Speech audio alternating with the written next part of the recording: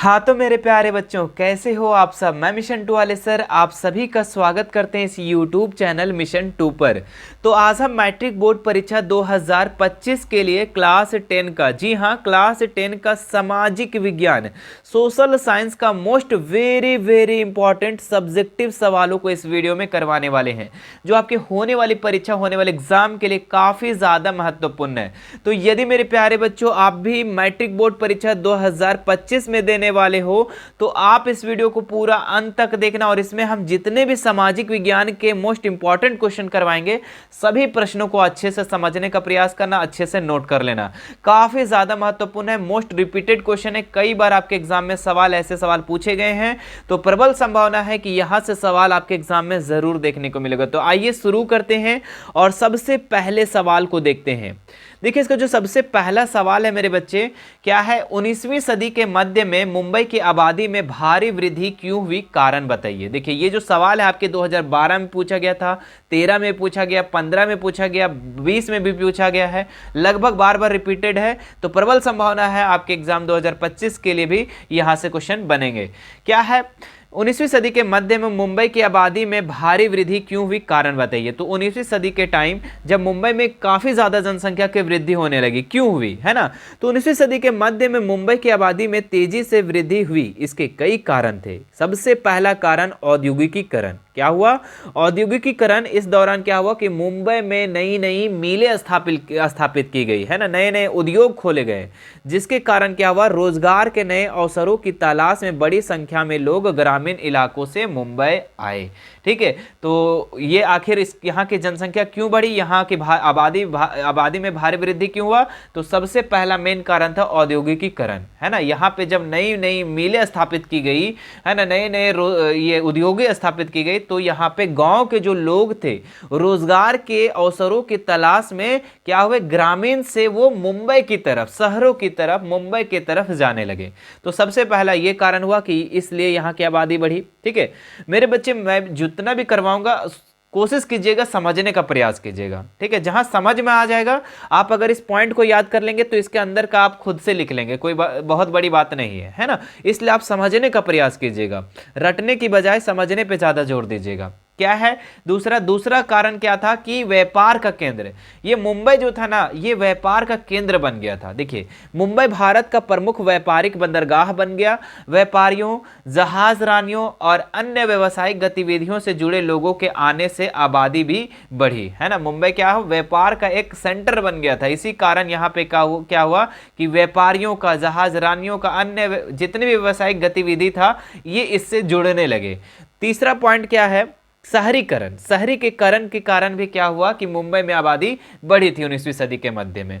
मुंबई एक आधुनिक शहर के रूप में विकसित होने लगा, है ना। मुंबई क्या हुआ कि एक आधुनिक शहर के रूप में डेवलप होने लगा, बेहतर सुविधा भी वहां मिलने लगी, अवसर का भी तलाश में लोग क्या हुआ, मुंबई की तरफ आकर्षित होने लगे। ठीक है, अब देखो जहां शहरीकरण होगा, लोग क्या है, ग्रामीण से उठ करके शहरी की तरफ जाने के लिए आकर्षित होंगे, है ना। तो उसी प्रकार यही चीज यहां पर हुआ। चौथा पॉइंट जो लास्ट पॉइंट है आपका, रेलवे का विकास। जी हाँ, मुंबई में क्या हुआ, रेलवे का विकास हुआ। रेलवे ने मुंबई और अन्य शहरों के बीच संपर्क को सुगम बनाया, है ना, एक दूसरे को जोड़ा, इससे लोगों का आवागमन जो है आसान हुआ और मुंबई में आबादी बढ़ी। तो ये 3-4 पॉइंट था। सबसे पहला पॉइंट आपको क्या बताया, औद्योगिकीकरण। दूसरा पॉइंट क्या बोले, व्यापार का केंद्र। तीसरा पॉइंट क्या बोले, शहरीकरण। और चौथा पॉइंट बोले हम रेलवे का विकास। ये 4-5 कारणों से क्या हुआ, मुंबई में आबादी बढ़ी। अगर आपके एग्जाम में कोई भी प्रश्न आता है कि 3 पॉइंट को लिखे, 3 कारणों को लिखे, 4 कारणों को लिखे, तो आप आसानी से लिख दोगे, कोई दिक्कत वाली बात नहीं है। आगे बढ़ते हैं नेक्स्ट सवाल पे हम लोग। देखिए ये भी सवाल काफी ज्यादा इंपॉर्टेंट है।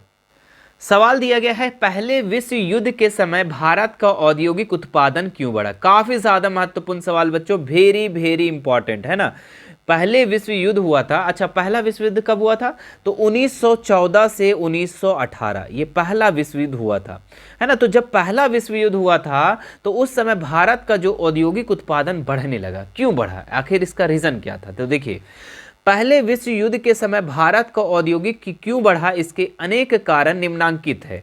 पहला कारण यह है कि प्रथम विश्व युद्ध में ब्रिटेन ऐसे उलझ गया कि उसका ध्यान अपने बचाव में लग गया। देखिए, ये जब प्रथम विश्व युद्ध हो रहा था तो ब्रिटेन क्या है कि लड़ाई में ही उलझ गया, और जब उलझ गया तो वो खुद में बचाने में लग गया, और वह भारत में अपना माल को निर्यात नहीं कर सका, है ना, एक्सपोर्ट नहीं कर सका भारत में, है ना, वह भारत में अपने माल का निर्यात ना कर सका, जिसके कारण भारत के उद्योगों को पनपने का सुअवसर प्राप्त हो गया। ठीक है, आप देखिए, जब बाहर से सामान नहीं आएंगे, जब निर्यात नहीं होगा, नहीं आएगा हमारे देश में, तो क्या होगा कि यहाँ पे भी तो उद्योग खुलना शुरू हो जाएगा। तो वही चीज़ हुआ कि जब प्रथम विश्व युद्ध हुआ था तो ब्रिटेन जो है वो लड़ाई में उलझ गया, है ना, उलझ गया, ऐसा उलझ गया कि वो अपना बचाव में लग गया कि हम कैसे बचे। जब ऐसा हो गया तो वो भारत में अपना माल को एक्सपोर्ट नहीं कर पाया, जिसके कारण क्या हुआ कि भारत के जो उद्योग थे, छोटे मोटे बड़े जो भी थे, वो क्या हुआ, वो उनको जो पनपने का एक सुअवसर प्राप्त हो गया। ठीक, अपॉर्चुनिटी मिल गया। दूसरा नंबर देखें, इंग्लैंड के सब कारखाने निर्यात की विभिन्न चीजें बनाने के बजाय सैनिक सामग्री बनाने में लग गई, इसलिए भारतीय उद्योगों ने रातों रात एक विशाल देसी बाजार मिल गया। देखिए, अब इंग्लैंड के जितना भी कारखाना था वो निर्यात की विभिन्न चीजें बनाने की बजाय, मतलब कि जो भी एक्सपोर्ट करता था दूसरे देश में, निर्यात करता था, अब उसको बनाने के बजाय क्या किया, ये सैनिक सामग्री, बंदूक, फौजी का ड्रेस, तो तलवार उलवार बनाने लगा, है ना, मतलब कि जो लड़ाई की जो सामग्री होती है ना, युद्ध की जो सामग्री होती है उसे बनाने लगा।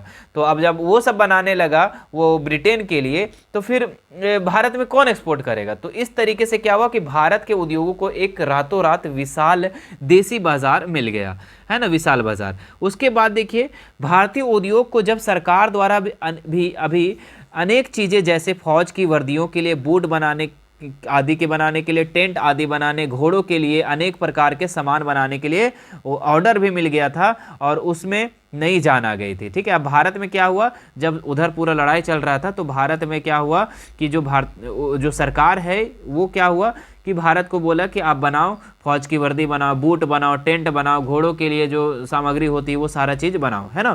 तो इस तरीके से क्या हुआ कि भारत में जो जितने भी उद्योग थे उनको एक अवसर मिल गया, एक अपॉर्चुनिटी मिल गया, और वो धीरे धीरे बढ़ने लगे।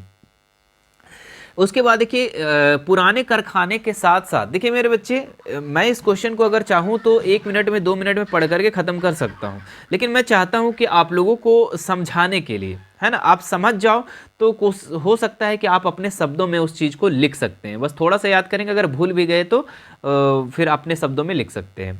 पुराने कारखाने के साथ साथ बहुत सारे नए कारखाने खुल गए, है ना, तो जितने भी पुराना कारखाना था वो तो चल ही रहा था, और साथ साथ नया कारखाना भी खुल गया, जिससे उद्योगपतियों को ही नहीं, मजदूरों को भी, कारीगरों को भी मतलब चांदी हो गई, है ना, कारीगरों को भी चांदी हो गई, मतलब कि वो भी खुश हो गए, उनके वेतन भी बढ़ गई और उनकी काया पलट गई। ठीक है, अब देखो, सिर्फ ऐसा नहीं कि उद्योगपति को ही फायदा हुआ, यहाँ पे जो मजदूर थे, कारीगर थे भारत के, उन लोगों को भी बहुत ही ज़्यादा फायदा हुआ, है ना। अब लास्ट पॉइंट, प्रथम विश्व युद्ध में ब्रिटिश सरकार को फंसा देखकर भारतीय नेताओं ने स्वदेशी पर अधिक बल देना शुरू कर दिया।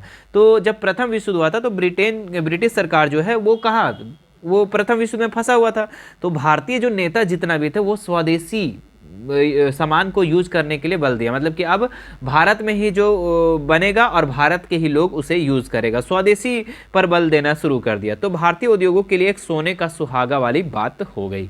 ठीक है, तो इस तरीके से क्या हुआ कि जब प्रथम विश्व युद्ध हुआ था तो उस समय क्या हुआ कि भारत के जितने भी औद्योगिक थे वो उनका क्या हो गया, उनका बढ़ोतरी हो गया, है ना। चलिए अब आगे बढ़ते हैं हम लोग नेक्स्ट सवाल पर कि ईस्ट इंडिया कंपनी ने भारतीय बुनकरों से सूती और रेशमी कपड़े के नियमित आपूर्ति सुनिश्चित करने के लिए क्या किया, है ना। तो ईस्ट इंडिया कंपनी ने भारतीय बुनकरों से सूती और रेशमी कपड़े की नियमित आपूर्ति सुनिश्चित करने के लिए क्या किया। तो ईस्ट इंडिया कंपनी ने भारतीय बुनकरों को सूती और रेशमी कपड़े के लिए नियमित आपूर्ति सुनिश्चित करने के लिए निम्नलिखित कदम उठाए। क्या क्या कदम उठाए, तो सबसे पहले क्या हुआ कि गुमास्तों की नियुक्ति की गई, है ना। कंपनी क्या किया कि बुनकरों पर नजर रखने और उनसे कपड़े खरीदने के लिए गुमस्तों की नियुक्ति किया। ये गुमस्ते क्या करते थे, ये कंपनी के एजेंट होते थे, कंपनी के अंडर काम करते थे, जो बुनकरों को कंपनी के लिए काम करने के लिए मजबूर करते थे और उन्हें अन्य व्यापारी को कपड़े बेचने से रोकते थे, है ना। अब कंपनी क्या किया कि गुमास्तों की जैसे एक एजेंट को नियुक्त कर दिया और बोलता था एजेंट को कि आप उन जितने भी बुनकर हैं उन लोगों से काम करवा। तो वो एजेंट लोग जो होते थे वो बुनकरों से क्या करते थे, जबरन काम करवाते थे और उन्हें दूसरे व्यापारी पास बेचने के लिए नहीं बोलते हमारे ही कंपनी पास बेचना है आपको, ठीक है। उसके बाद देखिए अग्रिम भुगतान। अग्रिम भुगतान का मतलब होता है एडवांस, है ना, एडवांस पेमेंट। तो कंपनी ने बुनकरों को अग्रिम भुगतान किया ताकि वे कच्चा माल खरीद सके, है ना। कंपनी क्या किया, जो भी बुनकर जितने भी बुनकर लोग थे उन लोगों को एडवांस पैसा दे दिया, जिससे क्या है वो कच्चा माल खरीद सके और उत्पादन कर सके।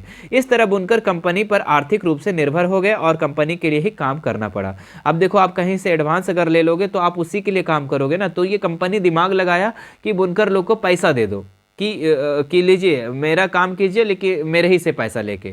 तो इस तरीके से क्या हुआ कि बुनकर लोग पैसा ले लेते थे, फंस जाते थे, उसके बाद वो फिर कंपनी का ही काम करना पड़ता था।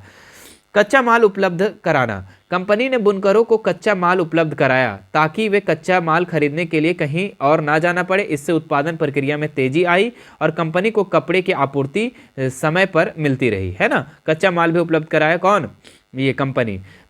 बाजार पर नियंत्रण हुआ उसके बाद, है ना। कंपनी ने भारतीय बाजार पर अपना नियंत्रण स्थापित किया और बुनकरों को कपड़े बेचने के लिए अन्य विकल्प नहीं छोड़े, है ना। कंपनी जो है बाजार पर अपना पूरा कंट्रोल कर लिया और बुनकरों को दूसरे व्यापारी पास कपड़े बेचने के लिए नहीं बोलते थे, है ना, ऑप्शन ही नहीं छोड़ा। अब बताओ भाई एडवांस ले लेगा तो वो दूसरा व्यापारी पास कैसे बेचेगा, जिससे एडवांस लिया सबसे पहले उसको तो देगा ना कपड़ा।